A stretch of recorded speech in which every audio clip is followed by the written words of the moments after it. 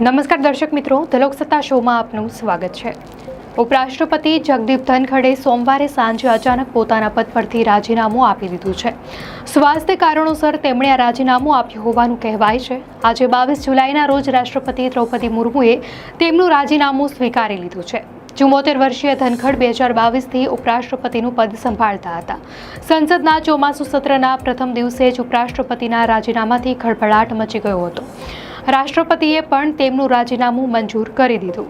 આગામી કાર્યવાહી માટે ગૃહ મંત્રાલયને રાજીનામું મોકલવામાં આવ્યું છે। ધનખડે રાષ્ટ્રપતિને લખેલા પત્રમાં કહ્યું છે, હું બંધારણના અનુચ્છેદ 67 હેઠળ તાત્કાલિક અસરથી ભારતના ઉપરાષ્ટ્રપતિના પદથી રાજીનામું આપું છું। તેમનો કાર્યકાળ 2027 સુધી ચાલવાનો હતો। હવે સવાલ છે કે રાષ્ટ્રપતિ અચાનક રાજીનામું આપી દે તો તેમની જવાબદારી કોણ સંભાળી શકે છે?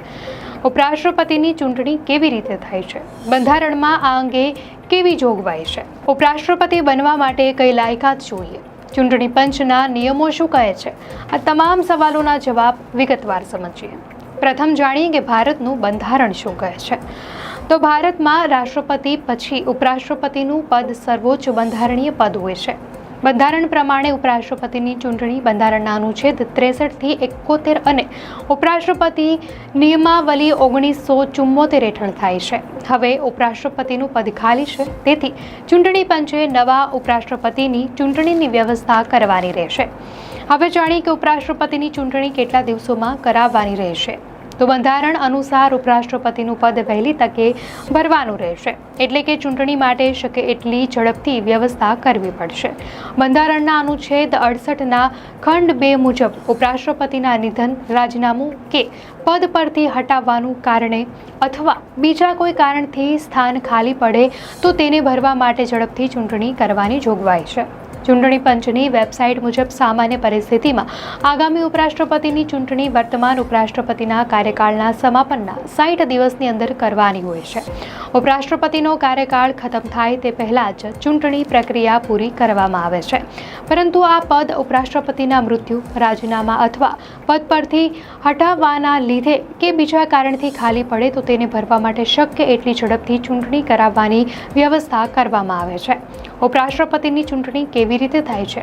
તો બંધારણના અનુચ્છેદ 66 મુજબ સંસદના બંને ગૃહના સભ્યોનું બનેલું ઇલેક્ટોરલ કોલેજ ઉપરાષ્ટ્રપતિને ચૂંટે છે। પ્રમાણસર પ્રતિનિધિત્વ મુજબ સિંગલ ટ્રાન્સફરેબલ વોટ દ્વારા ચૂંટણી થાય છે। આ વોટિંગ ગુપ્ત મતદાન દ્વારા એટલે કે સિક્રેટ બેલેટ મારફત થાય છે।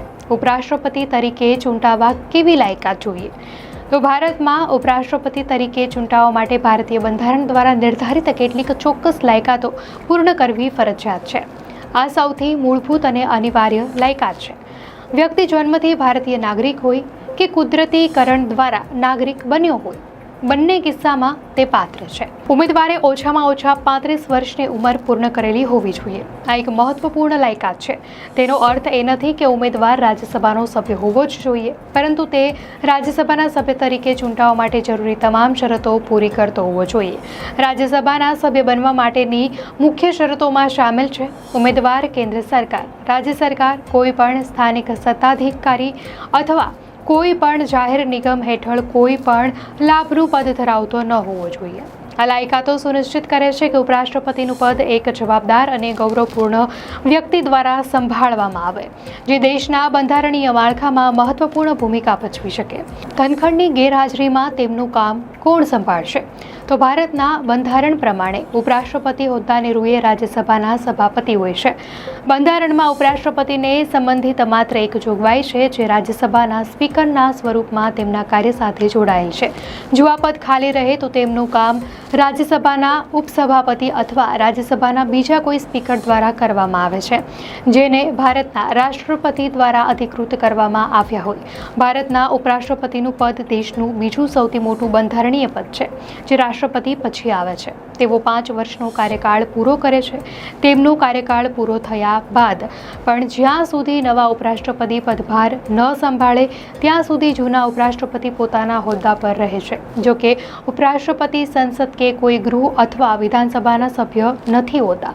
રાષ્ટ્રપતિનું સ્થાન ખાલી પડે ત્યારબાદ 6 મહિનાની અંદર નવા રાષ્ટ્રપતિની ચૂંટણી થવી ફરજિયાત છે। ઉપરાષ્ટ્રપતિને રાજ્યસભાના એક એવા સંકલ્પ દ્વારા પદ પરથી હટાવી શકાય છે, જેને રાજ્યસભાના તત્કાલીન સભ્યોના બહુમતથી પસાર કરવામાં આવે છે, જેની સાથે લોકસભા સહમત હોય. જગદીપ ધનખડની રાજકીય સફર પર નજર કરીએ તો જગદીપ ધનખડ ભારતના 14મા ઉપરાષ્ટ્રપતિ હતા, જેમણે 11 ઓગસ્ટ 2022થી 21 જુલાઈ 2025 સુધી આ પદ સંભાળ્યું. તેમની રાજકીય સફર રાજસ્થાનના એક નાનકડા ગામડાથી શરૂ થઈને દેશના બીજા સર્વોચ્ચ બંધારણીય પદ સુધી પહોંચી છે. જગદીપ ધનખડનો જન્મ 18 મે 1951ના રોજ રાજસ્થાનના ઝુંઝુનુ જિલ્લાના કીઠાણા ગામે થયો હતો. તેમનું પ્રારંભિક શિક્ષણ ગામડાની સરકારી શાળામાં વીત્યું. બાદમાં 1962માં તેમને ચિત્તોડગઢની સૈનિક સ્કૂલમાં શિષ્યવૃત્તિ સાથે પ્રવેશ મળ્યો, જ્યાં તેમણે શિસ્ત અને ઉત્કૃષ્ટ શૈક્ષણિક પ્રદર્શન શીખ્યા. તેમણે જયપુરની મહારાજા કોલેજમાંથી BSc ફિઝિક્સમાં ડિગ્રી હાંસલ કરી અને રાજસ્થાન યુનિવર્સિટીમાંથી LLB પૂર્ણ કર્યું. તેમની પસંદગી રાષ્ટ્રીય સંરક્ષણ એકેડમીમાં પણ થઈ હતી, પરંતુ તેમણે કાયદાની કારકિર્દી પસંદ કરી. 1979માં તેમણે રાજસ્થાન બાર કાઉન્સિલમાં નોંધણી કરાવીને વકીલાત શરૂ કરી. 1990માં રાજસ્થાન હાઈકોર્ટે તેમને વરિષ્ઠ વકીલ તરીકે નિયુક્ત કર્યા. તેમણે રાજસ્થાન હાઈકોર્ટ અને સુપ્રીમ કોર્ટ બંનેમાં બંધારણીય કાયદા, સ્ટીલ, કોલસા, ખાણકામ અને આંતરરાષ્ટ્રીય વાણિજ્યિક આર્બિટ્રેશન જેવા કેસો લડ્યા. 1987માં તેઓ રાજસ્થાન હાઈકોર્ટ બાર એસોસિએશનના સૌથી યુવા અધ્યક્ષ પણ બન્યા.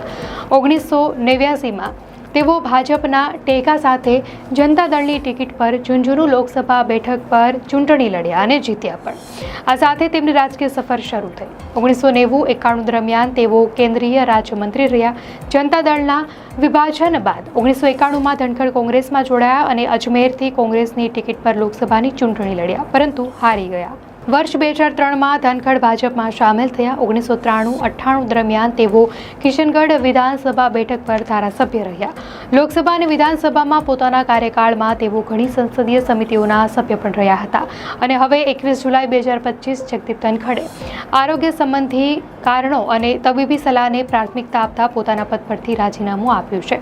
જગદીપ ધનખડની રાજકીય સફર એક સામાન્ય ખેડૂત પરિવારમાંથી નીકળીને દેશના સર્વોચ્ચ બંધારણીય પદો સુધી પહોંચવાની પ્રેરણાદાયક ગાથા છે, જેમાં તેમણે વિવિધ ભૂમિકાઓમાં પોતાની કાર્યક્ષમતા અને દ્રઢતાનો પરિચય આપ્યો છે.